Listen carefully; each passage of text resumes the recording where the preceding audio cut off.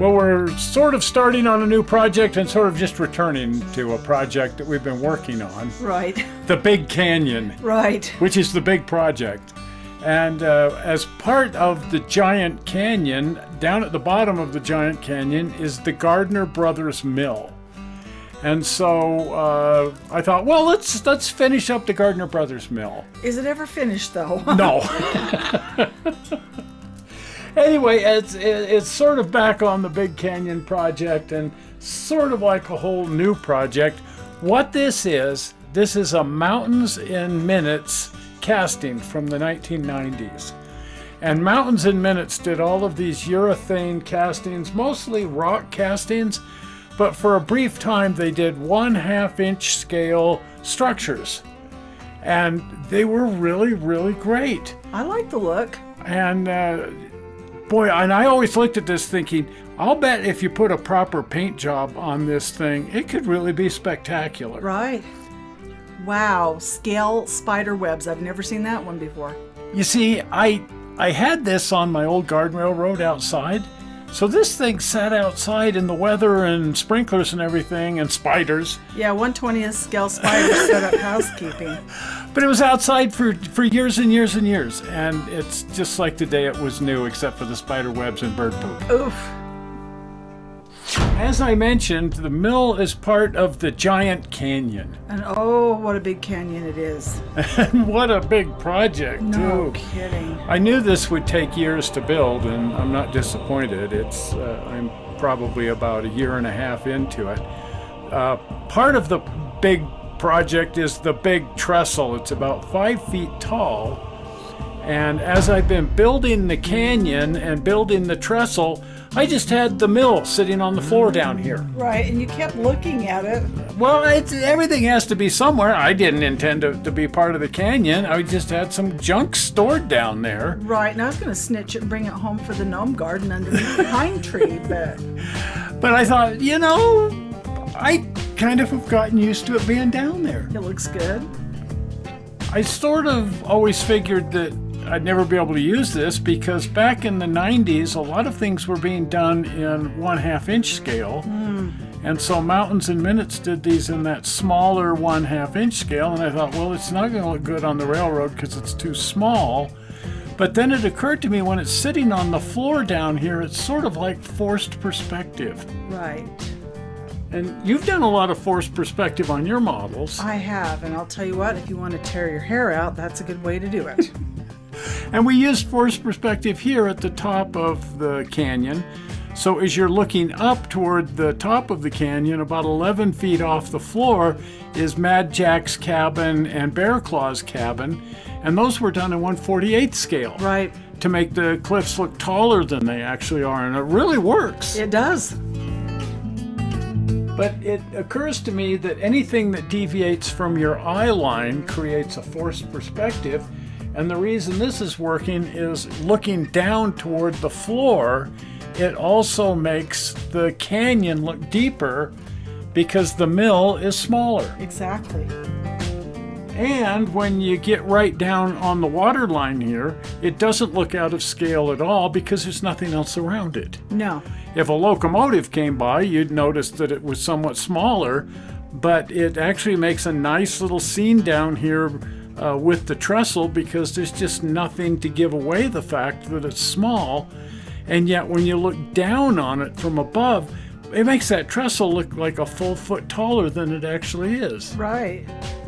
Well, I hope a locomotive does not come by down here, because if it does, that means it fell off the bridge. Ooh, and that'd be the end of that. Oh, everything would be getting smaller right about then. Including the mill. Oh, yeah, and our fuse and everything else.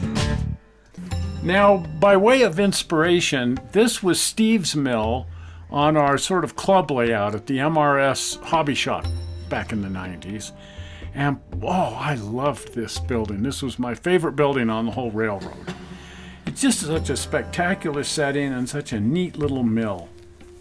And then after we dismantled that railroad, he took it home and reworked it and put it on his personal railroad up on the second floor of his house. That's so neat.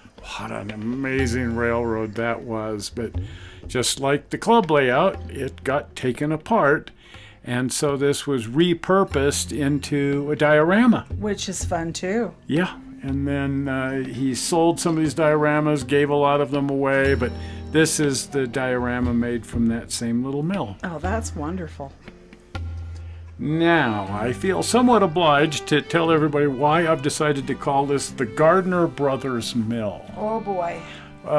There's sort of a historic reference here, if you will. But the Gardner brothers were famous millwrights here in Salt Lake City. And this is Archibald and Robert Jr. And interesting side note here, Archibald there is my great-great-grandfather. Okay. Well, he had 11 wives. Oh, I know that feeling. I've got that in my family too. And what that means is he's probably got something like 1,500 great-great-grandchildren around the valley, but I am one of them. Okay. Anyway, these two guys arrived in Salt Lake Valley in 1848, and Archibald went right to work building mills. Oh. And he built really nice mills. This is his first mill, and that's spectacular. And this is his best known mill simply because it still stands. Right. This is his wheat mill in West Jordan. Okay. And now it's a restaurant. Right. Gardner Village. And boy, isn't that a fun place? I love going there. It's got a mill wheel, but it isn't anything like the original. In fact, originally this ran from a turbine system. But they've dressed the whole place out, added the mill wheel for effect, and then also built an entire village around here that even has a train station. So it's really cool. Now, Robert also went to work immediately building a mill, but I don't know that you would say that Robert was quite the perfectionist that Archibald was. And so, well, this is his mill here. Oh, wow. So it's just kind of put together out of, whatever trees he cut and whatever he could find around, and put together this really cool sawmill. And it had a vertical saw, a 6-bladed vertical saw, and then later on he upgraded that to a rotary saw. But the most interesting part of this is that the creek that he built this on, everybody started calling it Mill Creek. I see. And they called the canyon that the stream came out of Mill Creek Canyon. Okay. And now it's a city. Right. It's a beautiful little city. It's been incorporated into the city of Mill Creek. That's so cool. And it's a very upscale neighborhood. Mm-hmm. Now, this beautiful house is Robert's house, and that makes it the oldest house in Salt Lake City. Isn't that something? It doesn't look it. No, it's in really good shape. Well, it's been remodeled something like 10 times. Oh, at least. But this is what it looked like originally. Right. And you can easily find that original house with the rest of it all sort of added on. And they say that the people living there have taken the interior back to original. Oh, nice. And immediately adjacent to that is where the mill stood. Oh my goodness. Isn't this beautiful though? It's just a stunning, it's a historic place now, so Right. they can't develop it. It's going to stay just exactly like it is.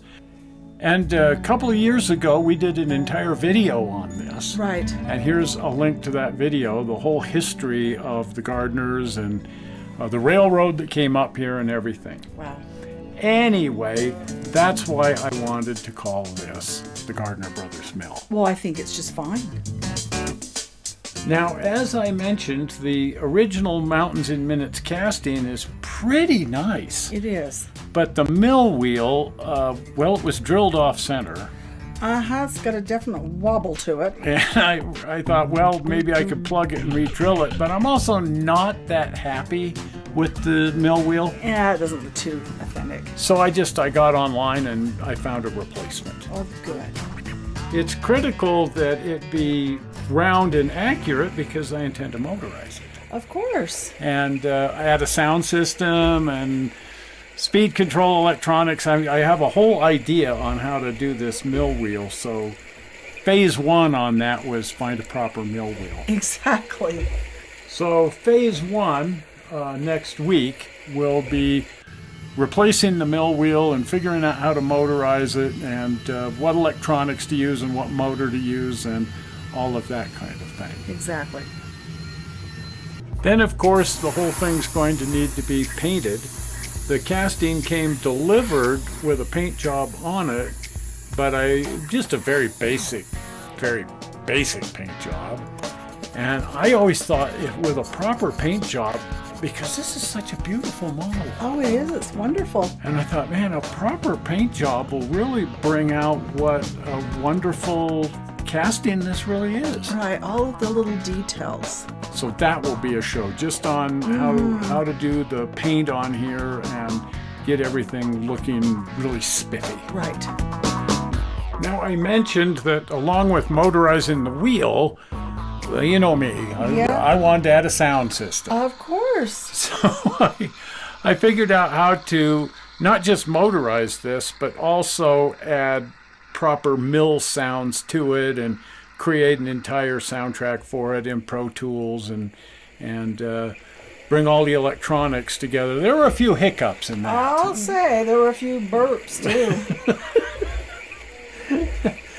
Anyway, that will be an entire show on its own, just how the sound system came together on this. Yes, edited, of course. Edited, because we're going to take out all the curse words. Yes, and the burps and other guttural sounds.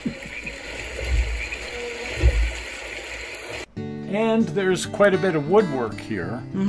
I wanted to add railings to the stairways, but also add a boat dock and a stairway up to the walkway that goes out to the mill race, including building the walkway that goes out to the mill race.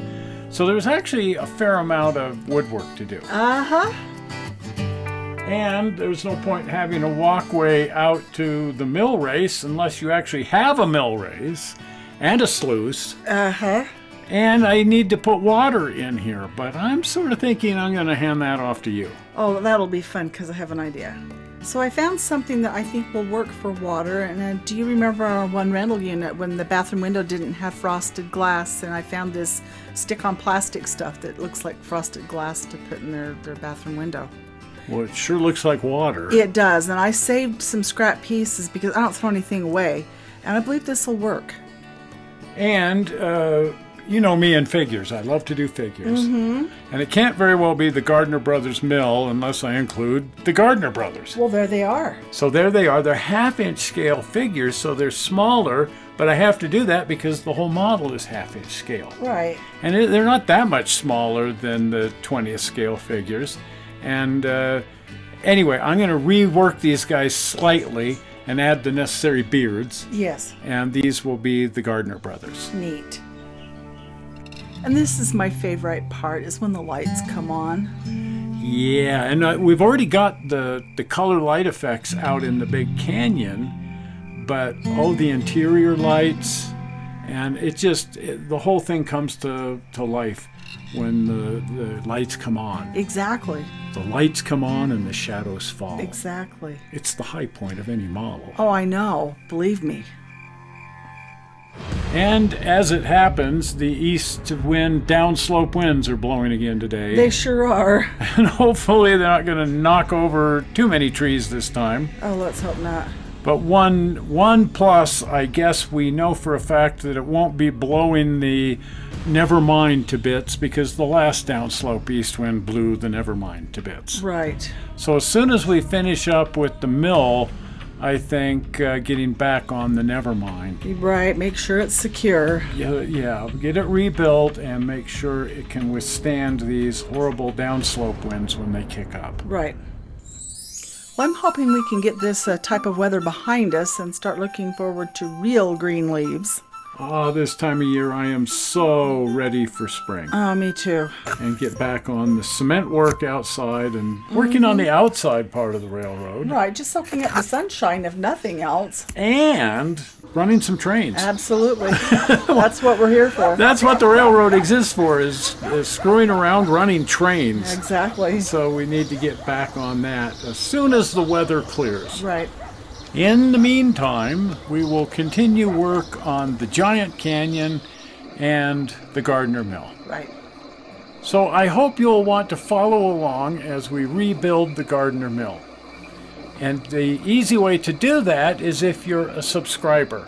So if you're not a subscriber, please click on the upcoming subscribe button right over here. Zoink! the blue button. But we're not sure how you found this video on the internet. We hope you didn't find it boring, and we will see you here on Tuesday. Bye-bye. Bye.